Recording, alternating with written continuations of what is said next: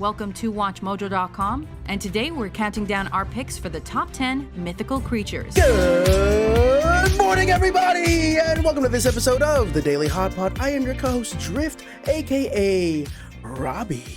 Good mythical morning, everybody. This is Khuon.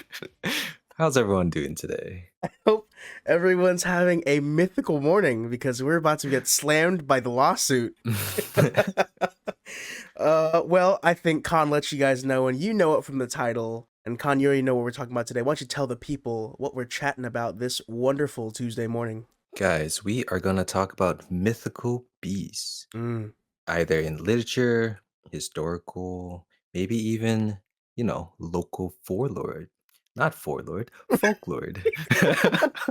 Warlord? Is that like a weird medieval foreplay? What is that? Okay.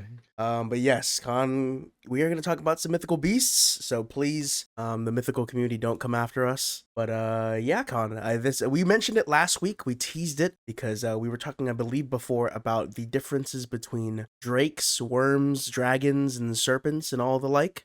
So we're back on the mythical track, and I don't know, Khan, do you have anything just to open us up? Any beasts you want to talk about? Any beasts? You know what's kind of interesting? As far as sizes are concerned, no animal is still larger, myth or reality, than the blue whale. I'm only bringing it up because I have a picture of a blue whale on my desktop right now. I'm like, yeah, literally no creature, either in the past or present, is larger than the blue whale. Like real creatures, past or present. Name a mythical creature that's larger than a blue whale. The world serpent. All right, relax there, buddy. you told me to say it, so I brought out the receipts. I was thinking like a dragon or like a minotaur, a centaur. Okay. Sorry. But anyways, too deep in the bag. Yes. Is there like a particular era of mythical beast that you're leaning towards?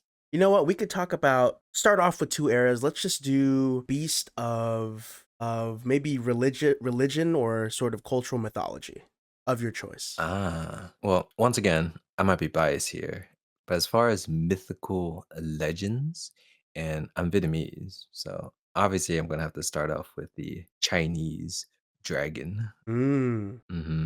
I think the Chinese dragon is very interesting in the sense of like anatomy wise. Obviously, it's a creature that can't really exist, but lore wise, there's so many interesting things considering from the visual aspect of it. You have like the pearl that it's clutching in its jaws, or what it represents from luck or bravery. And then the other one for me would be like the phoenix, where it represents like the death and rise of your former self, or maybe your luck has changed for the year. And every time there's like Chinese New Year that comes around, you always get like the red envelope with either a dragon on it or like a phoenix on it. I can't really think of a more well-known mythical beast than the dragon or the phoenix as far as Asians are concerned. Yeah, I think you made me think about it. I think really those are to not use any cross-contaminating or animal references. Those are the goats of the East Asian mythical beasts. Yeah. I couldn't think. I mean, yeah, that the dragon and the phoenix. I mean, what else even is there? I'm trying to look at just like ones that are at least commonplace amongst East Asian culture. I couldn't even tell you. Yeah, I think it's those two. I mean, kind of funny that the dragon is included in our zodiac. The only fictional quote unquote creature that's in the zodiac. But no phoenix though, surprisingly. Maybe we have to write a petition to the lunar calendar and everything. Just, hey guys. Yeah, like do we need the rats? Are rats necessary? And even then, do those born under the rat, like do they want a name change? Do they want a mascot change? Like, we got to talk about them. I think it's a good opportunity. Monkey. You know what? Monkeys are kind of fire. I'm gonna stand by the monkeys. I'm not a monkey. I believe I was born. What am I? The rabbit? I think I'm a rabbit. You know what's crazy? Rabbit. What's up? Actually, speaking of that, monkeys. Your Wukong game comes out, I think, next week. Is it next week? Yeah. No. It's pretty soon. Pretty soon. I'm pretty Oh. excited. Speaking of all those creatures, we're gonna get to see all those creatures plus more within the story of the Journey to the West. Mm. So I have nothing that could play it, so I will be watching videos. You just reminded me that it's coming out this month. Sorry, guys, for derailing. With it, this is within the realm of mythical creatures. Yeah, sure, of course. That game is gonna be. I hope it delivers because this game has been hyped to death. So hopefully it matches Yeah. expectations. You just reminded me, so now I'm gonna go, snag it. I'll probably wait a couple days to be like, what are the opening reviews? Because Mhm. who knows? As good as it looks, Yeah. that shit might be complete scamware, and we're gonna find out. I think every Asian, at least on a surface level, know this story, right? Journey to the West. Even the new generation, we got Mm. like Dragon Ball. They're aware, right? Right. Right. It's a Okay. Monkey King with a pig friend, Mm-hmm. with like a monk guy with a Krillin. It's there. It's there. It's there. Speaking of the stories, actually, Oh yeah. have you ever read like the Iliad or like Homer's little epics? Okay, so I've read the Iliad and the Odyssey, but Hmm. that was back in high school. So I'm a little foggy on the events of which are what happens in which, especially since those two are literally right after each other. I'm like, Yeah. which one comes first again? Isn't it the Iliad then the Odyssey, or is it Odyssey then Iliad? I don't know. I didn't read them. Okay, okay. I am a huge fan of the stories in other media, Mm, right? So we have like TV shows, documentaries, etc., Wikipedia. I love the stories. Once again, going back to the fact that, I'm into the whole hero's journey and all that, and mm. where that came from originally. And in those stories, plenty of mythical creatures. So we have like the Pegasus, the Minotaur, Cyclops. While you were younger, did any of those kind of like grab your attention? Funny enough, my first proper introduction to these creatures, especially in Greek or, if you want to transition of Roman mythology, was funny enough. How old was I? I think 7 years old, and I played God of War 2 on the PS2. I was gonna bring up God of War too. And I remember having to fight cyclopses and mash the circle button to rip their eyes out. I think quite literally God of War was my first proper introduction into mythology. Obviously, a Hmm. 7-year-old boy shouldn't be playing games like that, but hey, character development. But yeah, I was fascinated with again, fighting minotaurs, fighting cyclopses, having to fight a Medusa because you weren't fighting the Medusa, and yeah, these various just combo creatures or sort of mythical cryptids. That was probably, now that I think about it, probably my first proper interaction with mythological creatures with proper investment, I think. Yeah, that's the same with me. But God of War plus like the various movies that came around like the same Mm. era, even like the TV show. I remember in high school and middle school, obviously in English class, those types of stories are kind of like the mainstay as far as teaching kids quote Mhm. unquote lessons. So I definitely remember those guys. But as a kid, I was also into religious or in particular heavenly creatures. Mm. So the various tiers of angels, like the seraphim guys, and in particular the archangels, like Michael and all those guys. Right. Very much like I said in a previous episode, I would be the paladin if I had to be in like a fantasy world. I would definitely be a paladin because once again, those stories religiously, even though I'm not Christian nor am I religious, I like the idea of it. I think that's a lot of people's perspective on, especially the mythical kind of magical mystical side of. There's a lot of these creatures. I mean, we have to remember that we think of these as these separate anthologies of human history. It's like, oh, this is just stories we told ourselves, but we have to remember that all these creatures that they've manifested through these stories and things, for one point or another, they were proper religious, or even to them there's proper explanations of the world around them. This creature is the reason for this and this and that, and that's the reason Hmm. for gods and all that. So it's very interesting. And I wanna rectify my previous statement on my first interaction with God of War. It actually wasn't, because I just realized talking about it, my actual introduction to Greek mythology was, I think, the old 1970s film. I think it's the 70s, but the original Clash of the Titans. Oh, I love that fucking Dude, movie, that man. film so good, Yeah. but it terrified the shit out of me because of the claymation of like Mhm. the Titan and Medusa, Perseus having to like use Medusa to like freeze the Titan and turn it to stone, and then even like the goat like man or whatever. I was he like some sort of Yeah, yeah, embodiment yeah. of the devil or something? I don't know. But yeah, that whole film was my proper like first introduction to make me go like, what is this crazy world that Greek mythology is? And yeah, that was my first proper introduction. But man, yeah, wow. Thank you for reminding me of that movie. I totally forgot that movie existed until like started chatting about it. Have you seen the remakes? The is it? Yeah, yeah. I forget his Mm, name, but yeah, yeah, that guy. those That guy. We those know those that that guy. guy. Yeah, yeah. Like Avatar guy, Yeah, Avatar guy. yeah, there it is. Yeah, that guy. I watched it once. I don't remember it at all. They were, they weren't bad, but I am a fan of, I guess, sword and sandal genre is what we call it. Like I mm, grew up watching Hercules, Xena. Xena, Prince. Yeah. Yeah, yeah, yeah, yeah. Yeah, yeah, yeah, yeah. So actually, now that we're just talking about it, yeah, Greek mythology or even Roman mythology, big part of my childhood, actually, as far as media consumption is concerned. Mm. So we have like Pokemon, Hercules and Xena, those things, plus, I don't know, Power Rangers. Oh, I mean, come on. That sounds like a beautiful a trinity force of one's childhood. My sister's the one that put me onto Xena Warrior Princess because she just loved watching it as a kid. And then basically when I was growing up in elementary school and she'd babysit me, she'd just be like, "Yeah, I want to put you on, and we're gonna watch Xena." And she goes, "Aye!"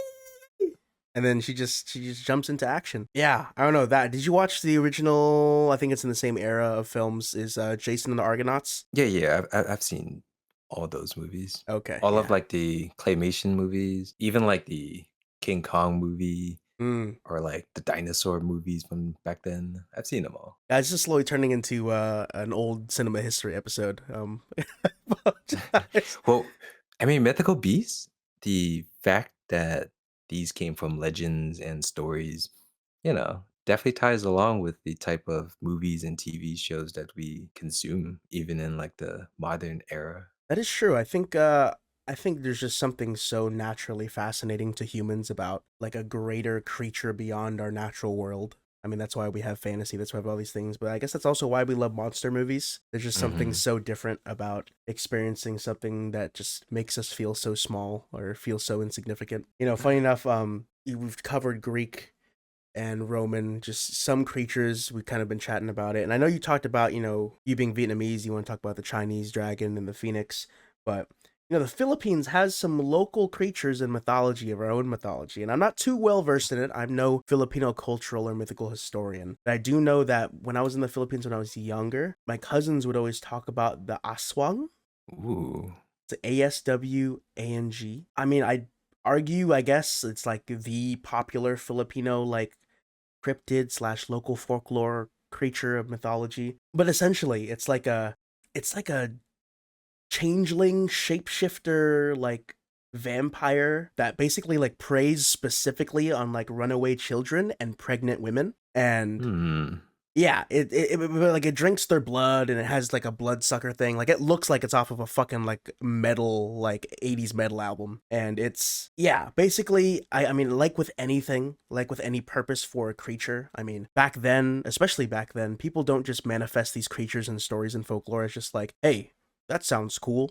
Let's just throw that in there," right? Not like how fantasy authors do now. Like, shit, let's just throw shit together. Like, there's a rhyme and reason for the reason why these creatures exist. More often than not in history, it's always like how we tell our children's stories, like Hansel and Gretel and all those things. They always have like a meaning or message. And I'm sure for this one, I don't know the exact one, but I'm sure this creature was like, children don't run away into the night, and pregnant women be safe and don't be a bad mother, or else this creature will come and like suck your blood and kill your whole family or some shit. Yeah, I feel like Yeah, it you go feels ahead. like a natural theme Mm, anywhere you go, right? Like any country that's civilized or even has like a culture, there's always like a creature, a boogeyman, or like a little devil where mm, it teaches kids, quote unquote, lessons about the night. And it always comes down to like the terror of the night, right? So mm-hmm. night's scary. Like even now to this day, I wouldn't want to be in the woods by myself. No, no, no, no. Oh You don't hell know what's no. around the corner. Like, you know there's nothing around the corner, but the fact that, like, you can't see anything and the fact that there are, like, little noises and anything can pop up, it Mm-mm. just your imagination just runs wild. So, I'm sure back then, people would just come up with probably, like, the craziest shit. Like, in the corner of my eye, I saw a furry creature with Uh-huh. bat wings and eyes of a goat and the horns I don't know, horns of a deer. There's nothing, I think, for a lot of people, especially in modern day, especially for our listeners. I don't think most of you have ever truly been like in the dark. I mean, like out in the forest, no lights, and the skylight is so dim that you can't even see in front of you. Like some of you are thinking, like, the night's not too bad. Even the night in like a city is, could be scary for some people. But yeah, not many people have really experienced that. Like, if you guys ever have gone camping and just like go to a very like far away from your campsite and just stand there in the middle of the night in silence, it is pitch fucking black. Like you don't realize how much you depend on like the moonlight to just illuminate the subtleness of your features around you. And yeah, man, like you said, like I believe it when ancestors was like, there was shit in the darkness, bro, and I this is how it looked to me because my mind just manifested all this shit. Yeah, night's scary, guys. Night's terrifying. True darkness is horrifying, and the human mind, the oldest and primal emotion is fear. And Yes. boy, does that make things manifest things like crazy. Does San Francisco or California have a local creature? Because in New Jersey, we have the New Jersey Devil, which is I've essentially heard kind of what about you this. described for, yeah, which is kind of what you described from like the Philippines. It's a supposedly a size of a kangaroo with a head of a horse, with horns of a goat, and bat wings and a tail. Mm. So it looks like a Timo skin, the Timo devil skin is essentially what it looks like. And that's our local creature, our local legend, the New Jersey Devil. I've heard the term before, Jersey Devil, but man, I'm thinking about California ones. I mean, even if I look it up on my phone right now just to see, because definitely I don't personally know any Bay Area like monsters or cryptids in that nature. But even if I look on like online, just type in California, it gives me Sasquatch. Is Sasquatch I a guess that California makes thing? sense. Uh, I think isn't Sasquatch like in the redwoods Is he? area? I don't know, Because to I be thought he was honest. very much like a Midwestern type, or like Appalachian. Uh, yeah. No, that makes sense. I I'm guess it surprised does. though, because you guys are so woody, so to speak. We're I surprisingly think. woody. We have a lot of hills and a lot Yeah. more woods than people give us credit for. I think because people are too worried Mhm. about the coastal areas that they forget that California is like a very large state with a lot of diverse biomes. Yeah. Hence the fires, you know? Hence the fires, yeah, might I point out. But yeah, I don't know. I personally don't know of any. If any of you know any, please shoot it in the, can't even say comments because I don't even know what Spotify allows you guys to do. But let us know on our IG post whenever this comes out. But Yes. I guess rounding out near the end here, Con. I know we didn't cover too many creatures. Neither Con and I are an expert, but this is still a fun chat on mythical creatures. Is there any sort of modern day cryptid besides ones we've talked about, or even past ones that you've been really interested in that you don't know a lot about? No, unfortunately not. I am curious though on why Bigfoot is still relevant nowadays. Oh my god, bro. Right? It's a it's interesting how everlasting it seems where in the day of like the modern phone and the modern camera, hmm Bigfoot and Sasquatch, people are still curious about it. I'm not sure. You know, it's so, I think because it's so much more tangible than the mythical creatures of days past. It's like, oh well, some sort of unevolved Yeti man creature could be out and about in the woods of undisclosed, unoccupied space and land. But it's like, you think in a modern day, it's the same thing with UFOs. It's like it's no coincidence, at least of those old fashioned UFO, that it's a coincidence that as the technology of the average Joe and their ability to capture footage goes up, all of a sudden the evidence Mhm. just drops down a fucking cliff, and now we're getting like no evidence of anything anymore. It's very interesting. I mean, supposedly a few years ago, like a guy has like the foot of a Bigfoot. Mm. It's frozen, so to speak, and there's always stories where people I have pieces of said thing. But for me, the one creature in modern time that I wish was real is probably like the Loch Ness monster. Hmm. I would love there to be, a prehistoric dinosaur roaming around still, like the last of its kind. Like for me, that's super interesting. Oh, childhood me, like, would love that so much. I know scientists would fuck it up and they'd find some way to capture this motherfucker, but just let him be and just have my child heart know that there's still a dinosaur around. And that's just fascinating Right? enough, you know? Yeah.